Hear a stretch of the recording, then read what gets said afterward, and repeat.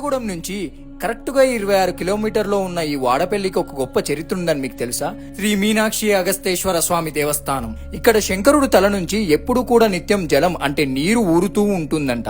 ఎప్పుడూ నీరు ఉంటూనే ఉంటదంట ఆ తలలో. ఆ నీరు తీస్తే ఉంటుందంట, తీయకపోతే అసలు పైకి పొంగనే పొంగదంట. ఇది ఆ శంకరుడు యొక్క గొప్ప మహిమ అని అక్కడ ఉన్న వాళ్ళు చాలా మంది చెప్పుకుంటారు. కృతాయుగంలో అగస్త్య మహామణి యొక్క ప్రతిష్ఠ లింగం ఇది. రెడ్డిరాజు కాలంలో కట్టిన ఈ దేవాలయానికి 700 సంవత్సరాల పైగా చరిత్ర ఉందట.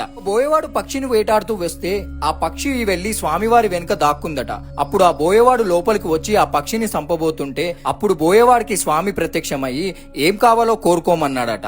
ఆహారం కావాలని కోరుకోగా, నన్ను శరణు కోరి వచ్చిన ఆ పక్షిని నేను ఇవ్వలేను, నా పక్షి యొక్క బరువు ఉన్న మాంసం నా తలలో నుంచి ఇస్తా అని అంటాడట. అప్పుడు ఆ బోయవాడు శంకరుడి మెదడుని తన 2 చేతులతో 10 వేళ్లు గుర్తుపడేలా తీసుకుంటాడట. స్వామివారి శిరస్సు మీద ఇప్పటికే ఆ 10 వేళ్ల గుర్తు అలా ఉండిపోయిందట. అప్పటి నుంచి ఆ తల నుంచి నీరు వస్తూనే ఉందట. ఇలాంటి మంచి స్టోరీస్ కోసం మా పేజీని ఫాలో కొట్టండి.